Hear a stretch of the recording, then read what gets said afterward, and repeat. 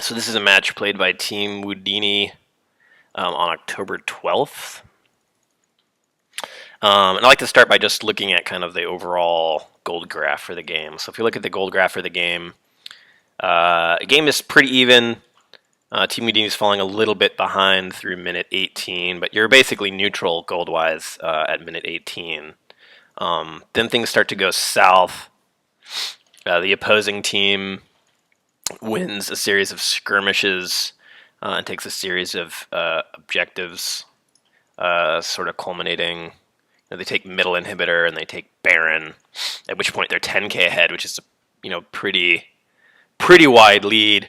And then Team Wudini works their way back, winning a series of team fights, Dragon and objectives, also culminating in taking an inhibitor. And by minute 37, the teams are again pretty close to equal. And we'll take a look at it, but basically through the end of the game, the teams are actually relatively close. The opposing team is getting more kills, but our team is farming better, which is why you guys stayed in it so long. And we'll take a look at some specific moments in the game where I actually think things could have gone better. Similarly, if we look kind of just, we look at the KDA, the itemization, the gold by both teams. The main thing I notice here is that there are a ton of deaths in this game. It is a 51-minute game. Everyone on Team Wudini dies at least 10 times, which is a lot. But the same is true from the other team. So this is kind of, this is a massacre on both sides. And I would say, this winds out playing out. But the fact that Cassiopeia managed to have less than half as many deaths as anyone on Team Wudini is one of the reasons why this didn't turn out so well. So I'll try to focus on specific moments when Team Wudini could have played a little bit safer and not given up so many deaths, because that both the time not spent on the map but the gold advantage given to the other team really makes games hard to pick up.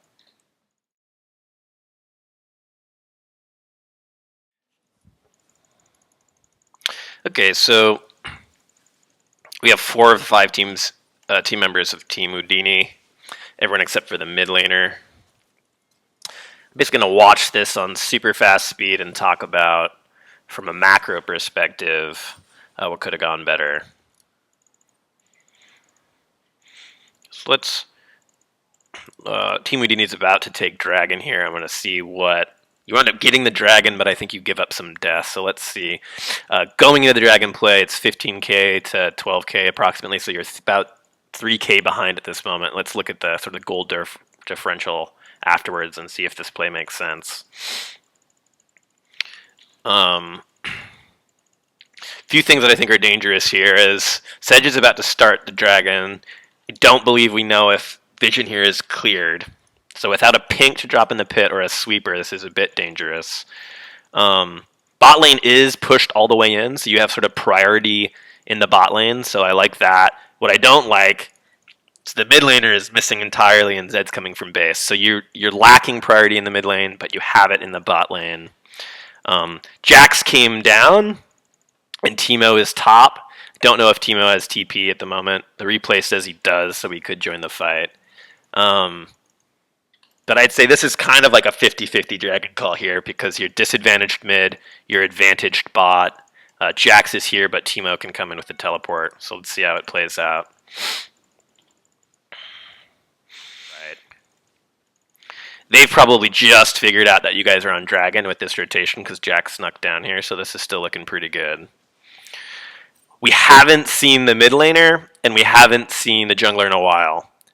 A thing that really makes me nervous here is Lee is particularly good at stealing dragons, and the way he's always going to do it is he's going to Q, he's going to attempt to hit the dragon, which is a lot of damage, then he's going to Q in, which does a lot more damage to the dragon, then he's going to smite on his way in.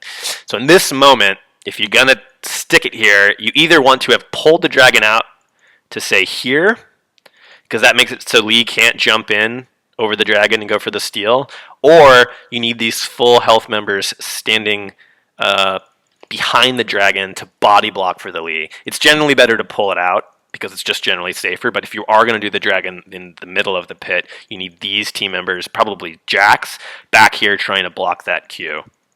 That doesn't happen in this particular case, but in general, if you're going to have a contestation against Lee, he's too good at stealing without blocking the queue damage. Okay, now Smite was a little bit early on the sedge, but that's okay. So this is great. Now what I'm thinking, as soon as you take this dragon, Jax and Sedge are backing up. Caitlyn and Zyra look like they're moving down here. This pathing is dangerous because you've lost vision here. Remember, they established vision here. You know you've drawn Lee and probably the mid laner. See, the mid laner is still not shown up to this bot side. So the pathing this direction is too dangerous. Much stronger if you all protect each other, walk this way, and bot lane returns to lane like this. Also, look at where the wave is. The wave is here, 3, 4, 5 minions. It's about frozen, so you're not going to give up that much CS to walk all the way around. And I believe you're punished for it in a moment. Yeah, so here's Lee show up. Still at this moment, you've got to go this way. Jackson Sedge, as soon as these people are caught, should probably be coming down to help protect them. Let's see how it plays out. This beautiful Lulu ult, which is not good. They got 2 knockups off of that. Zyra, super high damage, but easily killed. And I think we're going to give up a couple more kills here. Jax may get a couple retaliation kills. I love the flash on the Jax. He picks up 2, which is great. So that actually wound up great. So let's look at this entire dragon play in its entirety. Remember, we started 3k down.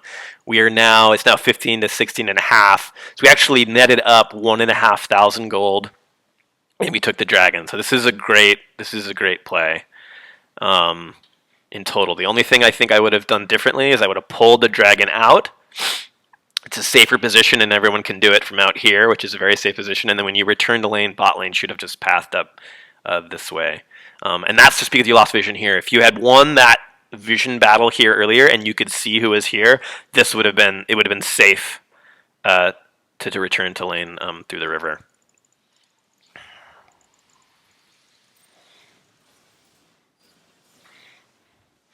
Now this is around minute 19. This is a little past minute 18, but this is, you're 2k behind. You're basically even.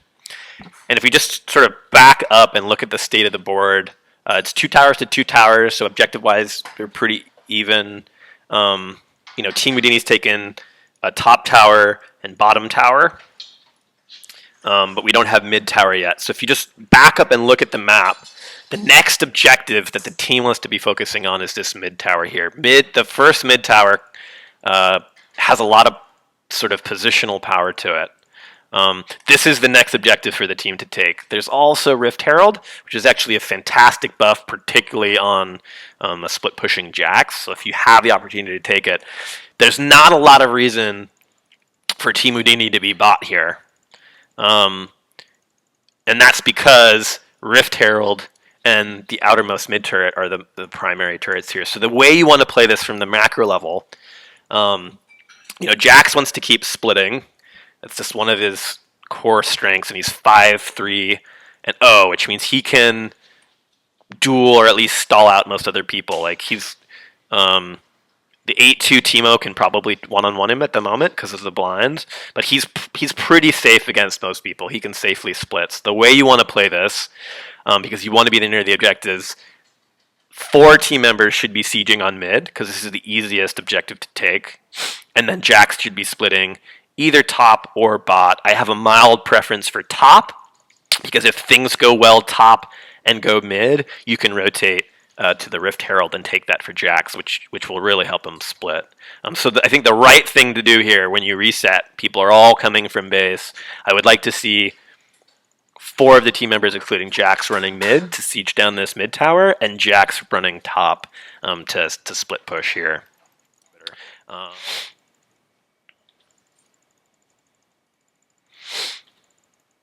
If we look at just kind of how I'm talking about this with our composition, Jax is going to be splitting. So you're almost always looking for the 4-1. So you're thinking about where should the split pusher be and where should the main group be.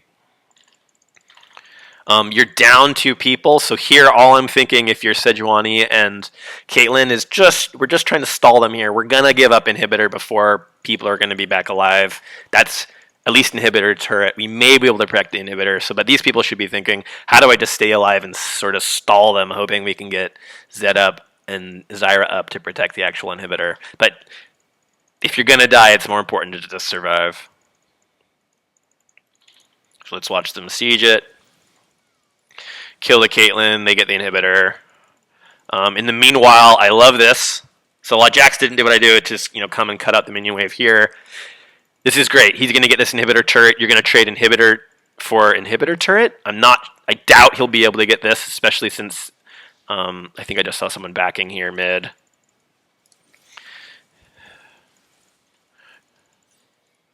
So that was great. I think Jax made a great macro play there, which is you were going to lose inhibitor no matter what. I don't think him TPing back would have saved it, and he managed to also get the inhibitor turret. So I think you played that pretty well. When you're playing from behind, you're just trying to make trades that are, you're trading objectives on the map, even if you can't take them for free. Lulu. Now let's look what's going on the map. You've killed 3 people. You killed 3 people mid, and you're all up. The jungler's dead. So you know what I'm thinking? Baron. This is a free Baron. You have 30 seconds before Lee's up.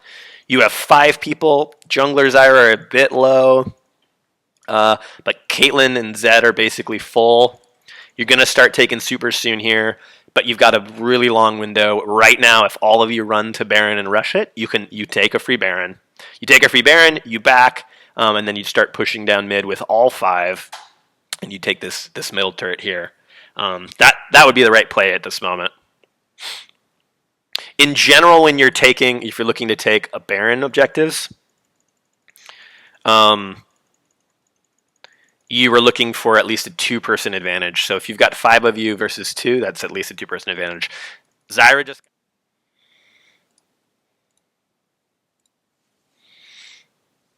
Okay, we're at minute 32. And what's about to happen is blue team's going to start sieging. There's going to be a team fight. I'm going to move this into normal time. So it's kind of a split team fight. We've got Zed going deep into their back line. They go deep into our back line. It's honestly pretty messy, confusing team fight. But if we stop and look at what happened at this very point right here, this very moment, Team Wudini has 4 players live, and the opposing team only has 1. Now, yes, the 3 team members here are pretty low. Jax is in split, bot side. But the thing to recognize is look at the time on the respawn counters. We're looking at upwards of 40 seconds for 4 out of their 5 team members.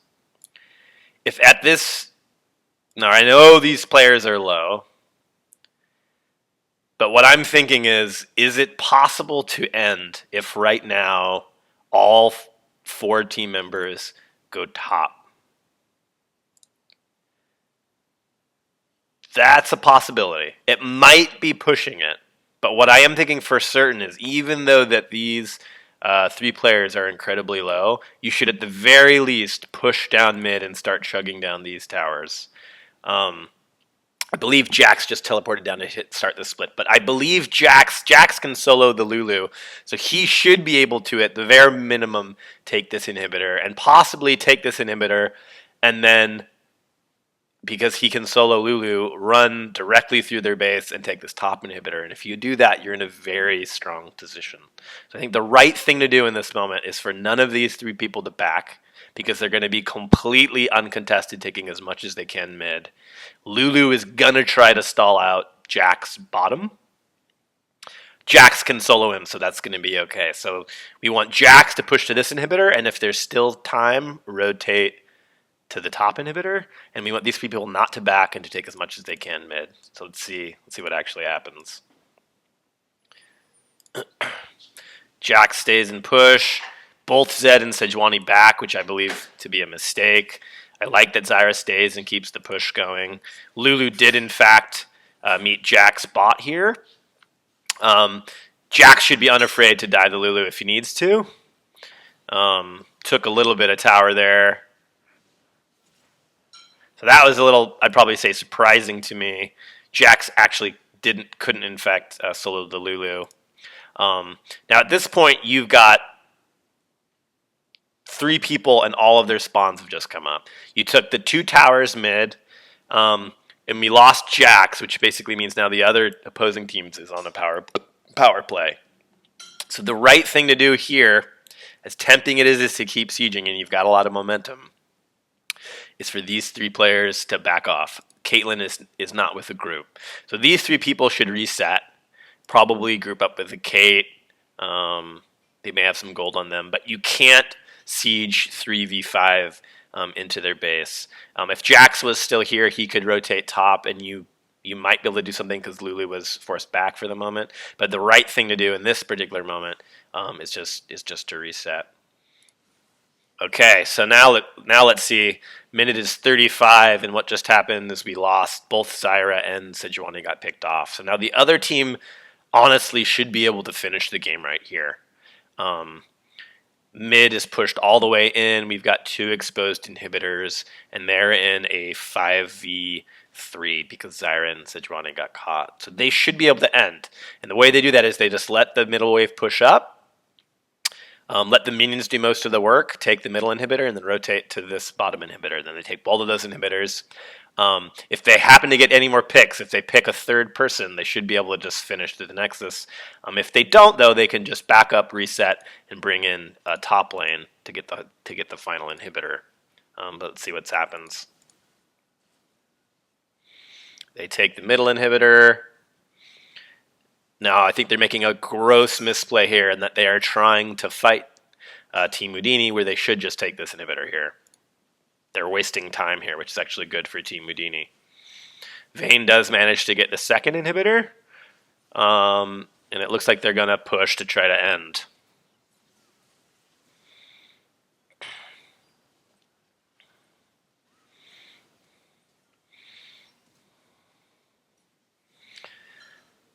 Okay, so holy smokes, minute 35. Team Wudini just managed to wipe their team in base.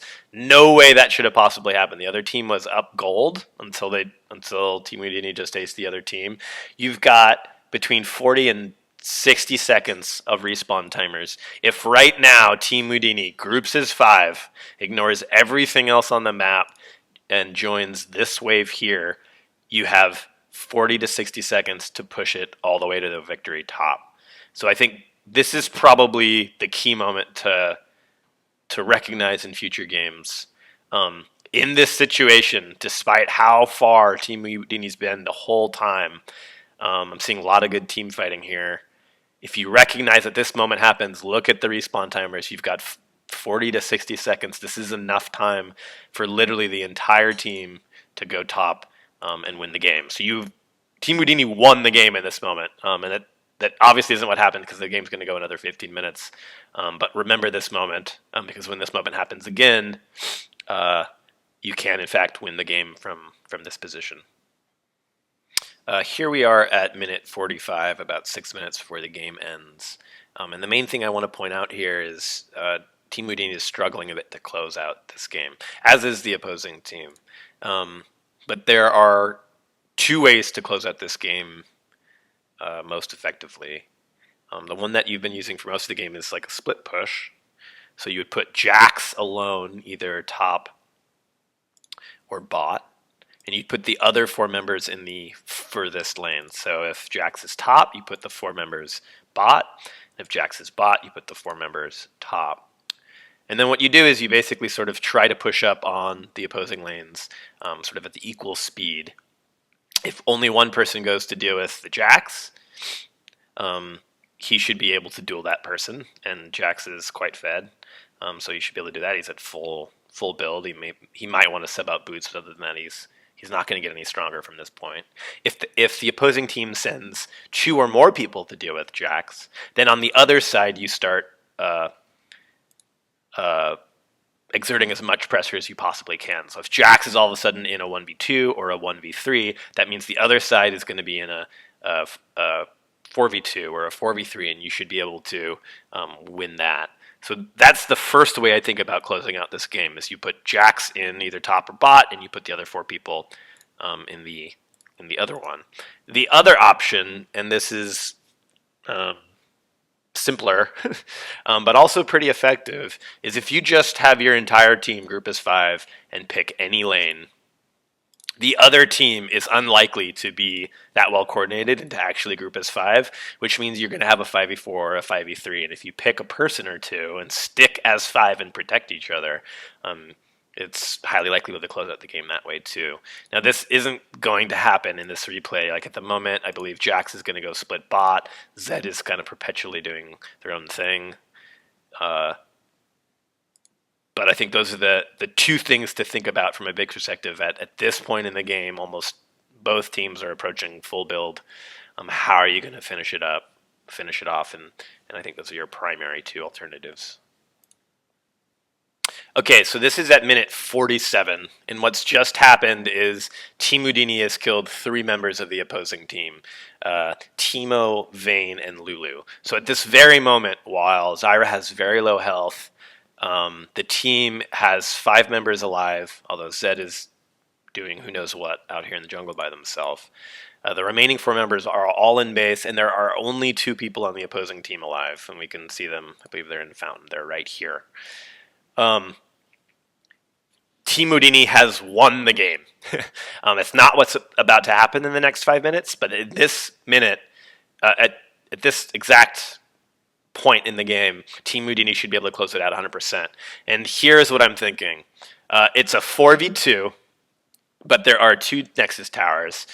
In general, if you're trying to ballpark who's going to win a team fight, you want to count how many members of each team can participate.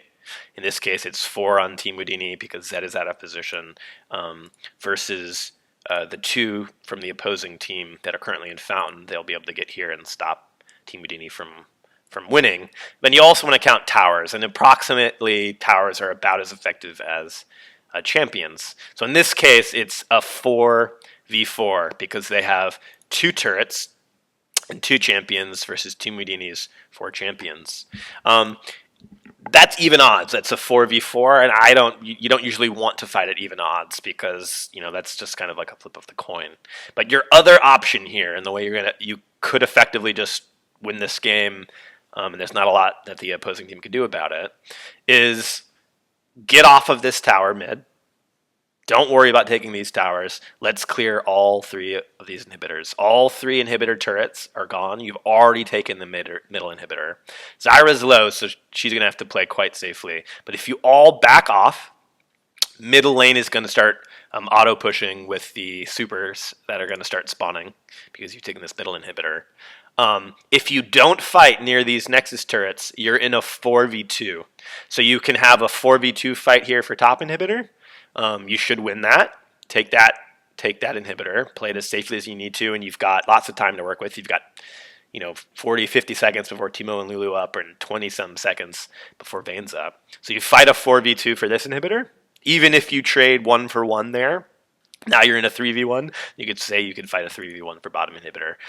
The likelihood of winning a game when you take all 3 inhibitors goes to the roof. I think it's something like only 1 out of 1,000 games where one team takes all 3 inhibitors is lost by that team.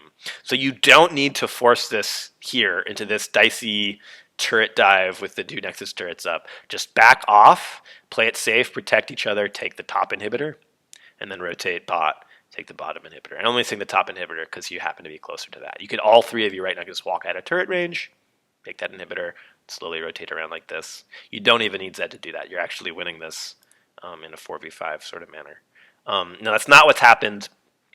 It's not what winds up happening. I believe Team Wudini is about to wipe. But hold this moment in your mind because this is another moment when Team Wudini at minute 47 has won the game if you played it just a little bit differently. Okay, so now this is fascinating. What winds up happening is Zyra Zyra backed and is coming back at full health. Jax has managed to finish up all the teams. The thing that's making me nervous here, and the reason why this isn't going to go well, is because Jax is essentially going to be fighting a 1v3. Teemo's going to spawn in 6 seconds, Lulu spawning in 3 seconds. And you've also got a turret that kind of counts as a person. Zyra's not going to be here. Zyra's going to get here after these 2 respawns happen. Teemo and Lulu are going to be able to spawn and get to this to defend this Nexus turret before Zyra can arrive. So it's going to be Jax versus a turret, Teemo, and Lulu. And that's too much even for a well-fed Jax. Again, the right thing for Jax to do in this moment is like, back off and take this inhibitor turret. Back off, take this inhibitor turret. If you don't feel like you can take these inhibitor turrets safely, it's okay to completely reset. Because look at the board position. They have literally 1 turret left on the entire map. You guys have 3, all of your inhibitors up. You don't need to rush this. You can play this as passively and as safely as you need to safely end this game. Jax attempts to just do it. Lulu polymorphs, ults him. You do manage to get the Nexus turret. But now look what's happened. The team has reversed it. They've got spawns in 15 seconds, 30 seconds, 30 seconds. Teemo's about to teleport top and end. Had you just backed off or had you take the inhibitor turrets, I believe this game would have ended in Team Wudini's favor. So that's about it. Really liked what I saw.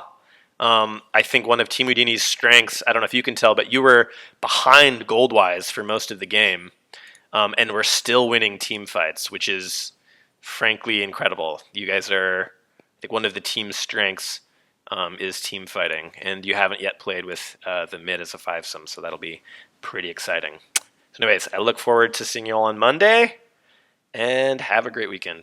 Cheers.